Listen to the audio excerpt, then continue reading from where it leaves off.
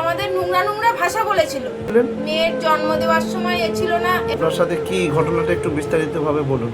হচ্ছে আমার মেয়ে একটা মুসলিম ছেলে, তা জানতো না আমার মেয়ে যে সে কি হিন্দু না মুসলিম। লকডাউনের থেকে আমাদের এরকম ভাবে ভোগ করতে হচ্ছে। লকডাউনের আগে বিয়ে করেছে? না, লকডাউন থেকে ওই চলে যাচ্ছে, আমরা নিয়ে আসছি। আচ্ছা, পুলিশ আমাদের সঙ্গে একটুও কোনো সহযোগিতা করেনি। কোথা থেকে নিয়ে এসেছেন ওকে?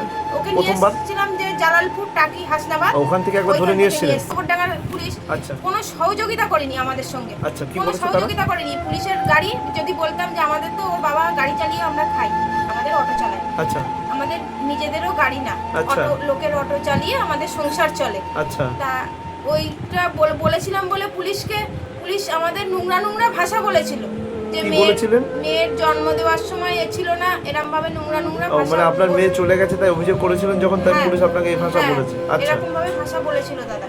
আচ্ছা, তারপরে আমার মেয়ের কোনো খোঁজ খবর কতদিন ধরে পাইনি। পুলিশের থানায় গিয়ে নোংরা নোংরা ভাষা বলতে, নোংরা নোংরা করতে। তারপরে লোকেশন দেখার জন্য পুলিশদের আমরা টাকা দিয়েছিলাম 5,000 টাকা। তারপরে লোকেশন দেখে দিল, দিয়ে বলল আচ্ছা, লোকেশন ওরা বার করে দেবে, ওর জন্য টাকা দিতে হয়েছে পুলিশকে? হ্যাঁ, আচ্ছা, 5,000 টাকা দিতে হয়েছে। আচ্ছা, টাকাটা কার মারফত নিয়েছে? পুলিশের ওই থানায় গিয়েই হ্যান্ডওভার করতে হয়েছে। আচ্ছা, তারপরে দেওয়ার পরে তখন বললেন যে ঠিক আছে, আমরা তাহলে করে দেবো। আমাদের সঙ্গে রাত্রিবেলা বেরোতে হবে গাড়িতে। আমি জানি বোধহয় পুলিশের গাড়ি সার্ভিস দেবে, তা পুলিশের গাড়ি আমাদের কোনো সার্ভিস দেয়নি। আমাদের রাত্রিবেলা কোথায়? মেয়ের বাড়িতে নিয়ে যাবে তাই বললো? হ্যাঁ, ওদের গাড়ি সব রাত্রিরে রাউন্ডে বেরিয়ে যায়, আমাদের ওরা ঠিক করে দেবে, সেই গাড়ি নিয়ে আমাদের যেতে হবে। আচ্ছা, সাথে পুলিশ থাকবে? আচ্ছা, তা পুলিশদের এত আমরা গরিব মানুষ সম্পূর্ণ সব জেনে, ওদের তো সম্পূর্ণ সব সরকার সহযোগিতা করে একদম, তাও আমাদের থেকে 2 লিটারের বড় বোতল, জলের বোতল, তারপরে পান, সিগারেট, মানে তাদের রাস্তায় যা খরচ যাবতীয় আপনাদের কাছ থেকে নিয়েছে? খরচ সবকিছু আমাদের ঘাড়ের উপর থেকে। আমাদের ওর বাবা গরিব মানুষ। আচ্ছা, আমরা স্যার অনেক। আর ওই যে গাড়িতে করে নিয়ে গেছে, সেই গাড়ি ভাড়া কি আপনাদের দিতে হয়েছে? হ্যাঁ, গাড়ি ভাড়া বলছে আমাদের যে গাড়ি ভাড়া যদি আমরা ঠিক করি তাহলে হয়তো 200, 100 কি 50 টাকা কম করতে পারবো, কিন্তু ওরা তা করেনি। ওরা যেটা ঠিক করে দেবে সেই গাড়ি নিয়েই আমাদের যেতে হবে। আচ্ছা, মানে 5,000 ভাড়া বললে 5,000 আপনাকে দিতে হবে? কতবার গেছেন? অনেকবার, কোনো ঠিক নেই। প্রত্যেকবার আপনারা ওই গাড়ি ভাড়া দিয়ে গেছে, পুলিশ আপনাকে নিয়ে যায়নি গাড়িতে করে? বাহ, আমাদের কোনো সহযোগিতা করেনি দাদা। আচ্ছা, আচ্ছা। তারপরে লাস্টের বারে যখন ওইখানে পেল না, তখন আরেকবার টাকা দিলাম 2,000 টাকা লোকেশন দেখার জন্য। তামিলনাড়ু অবধি লোকেশন দেখালো। একবার 5,000 দিলেন, আবার 2,000 দিলেন লোকেশন ট্র্যাক করার জন্য। তারপরে 2,000 টাকা দিলাম লোকেশন দেখার জন্য। তখন দেখে দেওয়ার পরে বলছে তামিলনাড়ু লোকেশন দেখাচ্ছে, শিয়ালদার থেকে ফোন বিক্রি করেছে, এই সব দেখিয়ে বলছে তামিলনাড়ু দেখাচ্ছে। বলছে স্যার আমি তো চিনি না, আমি গরিব মানুষ, অতদূর কি করে যাব। তখন বললেন যে আমরা যদি যেতে পারি তা আমাদের 50-60 টাকা দিতে হবে।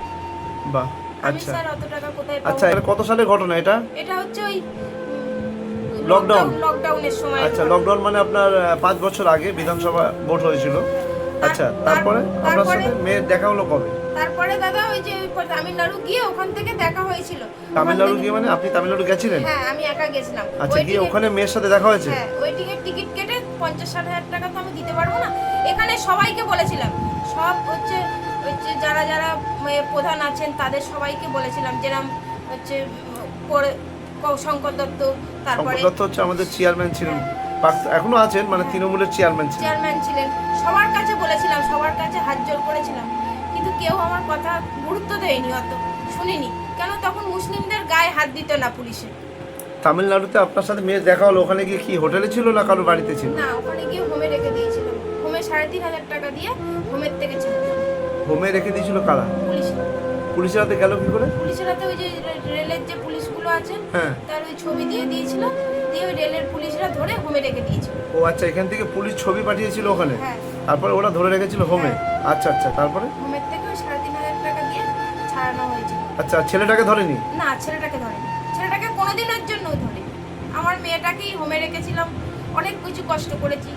আর এখন আপনার সাথে আপনার মেয়ের সাথে দেখা করতে দেয় বর্তমান আজকের ডেটে দাঁড়িয়ে? বলুন, আপনার না, সাথে আজকের ডেটে দাঁড়িয়ে কোনো রকম যোগাযোগ করতে দেয় না, কথা বলতে দেয় না, আপনার বাড়িতে আসতেও দেয় না? ওই ছেলেটার একদম মুখের ভাষা যেরকম জঘন্য, সেরকম সব দিকে দাদা। এবার হচ্ছে মেয়েটার জন্য একটু কষ্ট লাগে, মা তো। আচ্ছা, আপনি চান আপনার মেয়ের সাথে যাতে আপনার দেখা হয়, কথা হয়? আর ছেলেটার সঙ্গে আমার যোগাযোগ করার দরকার নেই দাদা, শুধু আমার মেয়েটা একটু ভালো আছে, কি আছে একটুখানি জানলেই। সে তো 100 বার যে কোনো মাই চাইবে তার সন্তান ভালো থাকুক, থাকুক, পাওয়ার নেই, কিন্তু আমার আমার স্বামীটা নিজে অসুস্থ হয়ে গেছে, মেয়ের চিন্তা করে করে আজ সুগার, নার্ভের সমস্যা সব রকম করে নিয়েছে, আমার কাজটাও চলে গেছে। ঠিক আছে, আমরা আপনার জন্য প্রশাসনের কাছে যাব, আপনার জন্য দেখা যাক কতটা কি করা যায়। আর সবাইকে বলবো একটু ভিডিওটা বেশি বেশি করে শেয়ার করে যেন প্রশাসনের দৃষ্টি আকর্ষণ করে। মেয়েটার যেন আমরা সুবিচার পাই। আমার প্রশাসন যা আমাদের সঙ্গে করেছে, আমরা একটা গরিব মানুষ, স্বামীর কাজটাও চলে গেছে, আমার কাজটাও চলে গেছে, যে আমাদের থেকে যেরকমভাবে করেছে সেইগুলোর যেন সুবিচার হয়। আপনাদের কাছে শুধু এইটুখানি অনুরোধ, আর কিছু নেই। আমার মতন যেন কোনো মা যেন এরকম কষ্ট না পায়।